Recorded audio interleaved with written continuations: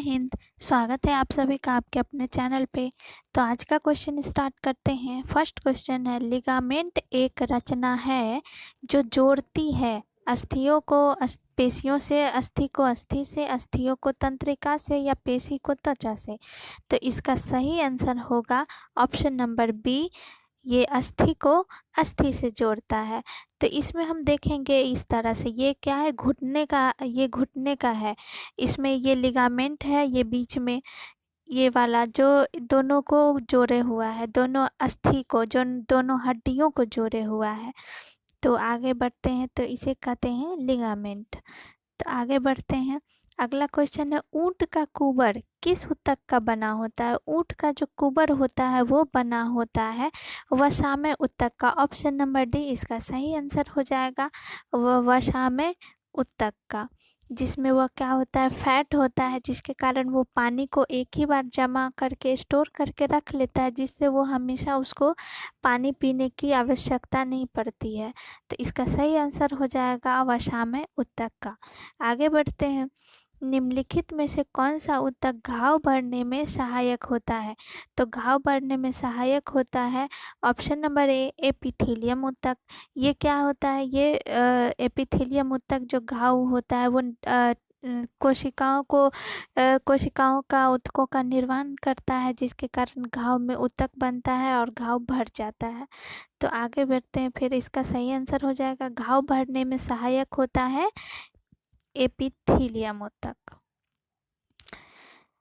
मनुष्य के शरीर में सबसे लंबी कोशिका होती है। मनुष्य के शरीर में सबसे लंबी कोशिका होती है ऑप्शन नंबर सी, तंत्रिका कोशिका। न्यूरॉन जो होता है, नर्वस सिस्टम, ये देखिए ये है दी माइंड, मस्तिष्क का ये फिगर है, जिसमें कि आप देख सकते हैं कि ये धागा नुमा संरचना जो है ये नर्वस सिस्टम में ही ये बना हुआ है, जिसके कारण ये पूरा ये धागा नुमा संरचना जो आप देख रहे हैं ये पूरा शरीर में फैला हुआ है। तो इससे आप सोच सकते हैं कि ये कितना लंबा होगा। तो इसीलिए इसे क्या कहा गया है, शरीर में सबसे लंबी कोशिका होती है तंत्रिका कोशिका।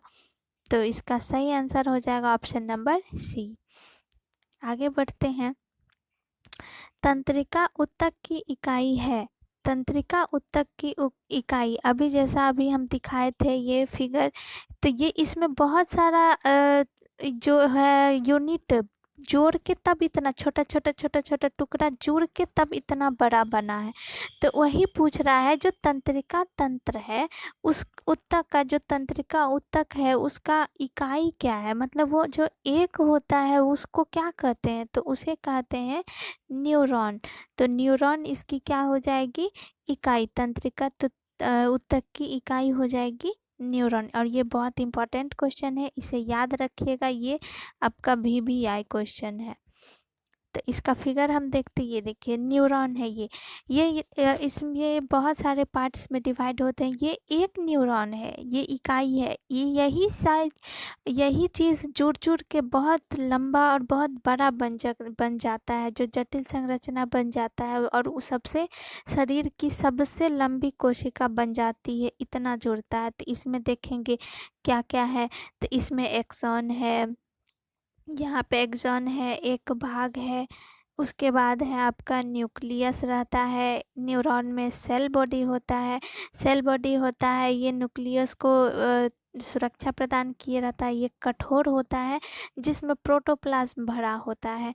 ये एक्सॉन होता है, ये जो ये एक डेंड्राइट्स होता है। ये डेंड्राइट्स जो होता है, देखिए एक ही शाखा में एक ही शाखा में दो दो शाखा निकला हुआ है। एक मेन जो रहता है उसमें दो दो करके निकला हुआ रहता है, तो जिसे ये क्या कहते हैं, डेंड्राइट्स कहते हैं। तो ये डेंड्राइट्स जो होता है, ये बाहर से जो इन्फॉर्मेशन होता है उसको संवेदी अंग से लेके और मस्तिष्क तक पहुंचाता है। तो मस्तिष्क तक पहुंचाना इधर से पहुंचाया जाता है। ये जो एक्सॉन होता है, ये यहाँ से सूचना का प्रवाह होता है। तो सूचना का प्रवाह जिधर से होता है वहाँ पे एक माइलिन शीथ होता है, ये इसको कवच के रूप में इसे सुरक्षा प्रदान करता है। और ये जो एक्सॉन टर्मिनल्स होता है, ये इससे जुड़ता है, ये जुड़ता है ये जो एक्सॉन टर्मिनल्स होता है ये दूसरे न्यूरॉन के डेंड्राइट्स से जुड़ता है, समझे। ये एक न्यूरॉन का जो एक्सॉन टर्मिनल्स होता है ये दूसरे न्यूरॉन के डेंड्राइट से, ये जो धागा नुमा संरचना है ये शाखा इससे जुड़ के और उसके बाद क्या होता है, सब एक ग्रुप बनाता है, एक लंबा चेन बनाता है, जिससे कि वह जो कोशिका होती है वह बहुत लंबी हो जाती है। तो ये रहा न्यूरॉन का संरचना रहता है। आगे देखिए यहाँ पे ये इस तरह से ये धागा नुमा संरचना, और ये जो बना हुआ है ये इस तरह से जो चमक रहा है ये विद्युत रासायनिक संकेत होता है, जिसके द्वारा सूचना का इधर उधर प्रवाह होता है। तो ये ऐसा नहीं है कि फ़ोटो में बनाया गया है, ये इस तरह से रियली में होता है, जो विद्युत संकेत के रासायनिक संकेत के द्वारा इन्फॉर्मेशन मस्तिष्क तक पहुंचाया जाता है, या मस्तिष्क से कोई इन्फॉर्मेशन लेके और उस पे काम किया जाता है। जैसे मेरा दिमाग कहता है कि तुम कुछ करो, तो फिर हम पढ़ो, तो फिर हम क्या करते हैं, अपना उस हिसाब से अगर दिमाग से इन्फॉर्मेशन आया कि पढ़ना है, तो फिर हम पढ़ने के लिए बैठ जाते हैं। तो उसके यही इसका काम होता है। तो ये समझ के न्यूरॉन। आगे बढ़ते हैं, निम्नलिखित में से कौन ऊतक का उदाहरण है। ऊतक, मस्तिष्क ऊतक नहीं है, ये एक अंग है। रक्त, यकृत, आमाशय, ये सभी यकृत और आमाशय ये सभी क्या है, अंग है। ये रक्त जो होता है यह एक ऊतक होता है, इसे याद रखेंगे, यह ऊतक होता है।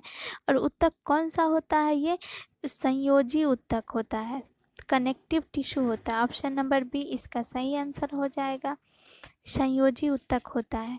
तो इसका संरचना हम देखेंगे, ये देखिए ये क्या है, संयोजी ऊतक है, जो एक दूसरे से जुड़कर ब्लड का निर्माण करता है। इसका जो संरचना होता है वो होता है, देखिए ये पेड़ा जो होता है ना, पेड़ा उसके आकार का होता है, ये गोल गोल गोल गोल उभयावतल, मतलब बीच में चिपटा होता है, बीच में थोड़ा गहरा होता है, और बेस जो होता है इसका, ये जो बेस चारों दिशाओं से होता है ये थोड़ा उठा उठा रहता है, तो इसीलिए इसको उभयावतल कहते हैं।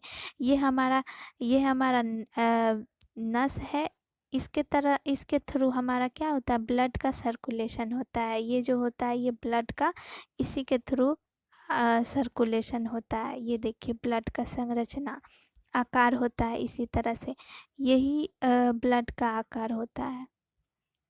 तो समझ के आगे बढ़ते हैं। बायोप्सी संबंधित है, किससे संबंधित है बायोप्सी, तो बायोप्सी संबंधित है, सॉरी यहाँ पे ऑप्शन नंबर इसका सही आंसर हो जाएगा ऑप्शन नंबर सी। परीक्षण के लिए ऊतक, सॉरी यहाँ पे ऊतक होगा, ऊतक को शरीर से अलग करने से।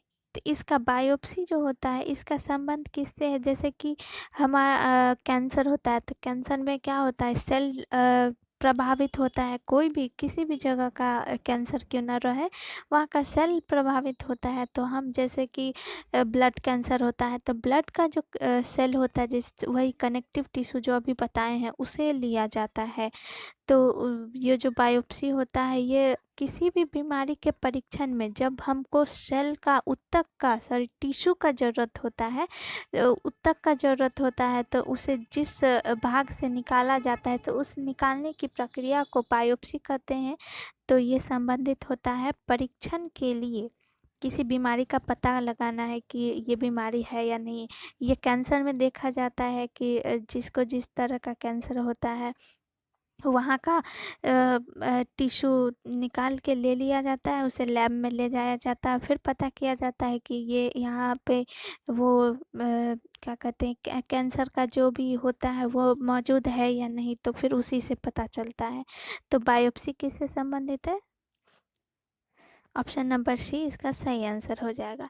किस ऊतक के नाखून, खुर और सींग बने होते हैं। ऊतक, जो नाखून होता है हमारा, जो जानवरों में खुर होता है, उसका सींग होता है, वो किसका बना होता है, तो इसका सही आंसर हो जाएगा ऑप्शन नंबर डी, कीरेटिन का। तो इसको याद रखेंगे, ये भी इम्पोर्टेंट है। तो इसका नाखून और खुर और सींग बने होते हैं, हम लोग का नाखून बना होता है कीरेटिन का।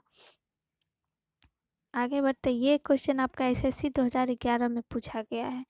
आगे है, जन्म के बाद मानव के किस ऊतक में कोई कोशिका विभाजन नहीं होता है। तो इसका सही आंसर हो जाएगा ऑप्शन नंबर बी, तंत्रिका। तो तंत्रिका जो अभी हम बताए हैं, जो मस्तिष्क में होता है तंत्रिका तंत्र, वो जो जितना होता है वो जन्म लेने के पहले ही बन जाता है। जन्म लेने के बाद सिर्फ यही एक ऐसा कोशिका ऊतक है जिसमें कोई विभाजन नहीं होता है, कोशिका विभाजन होता है। तो ये आप याद रखेंगे, ये बहुत ही इम्पोर्टेंट क्वेश्चन है और ये हमेशा एग्ज़ाम में पूछा जाता है, तो इसको याद रखेंगे। और ये पूछा गया है आपका एसएससी 2011 के एग्ज़ाम में। लास्ट क्वेश्चन आज का, अगर आपको हमारा सेशन अच्छा लग रहा है तो प्लीज़ लाइक और शेयर कीजिए, सब्सक्राइब कीजिए। तो आज का लास्ट क्वेश्चन देखते हैं। लैक्राइमल ग्रंथियां स्रावित करती है, जो ग्रंथियां होती है लैक्राइमल, ये क्या स्रावित करती है? तो ये आंसू।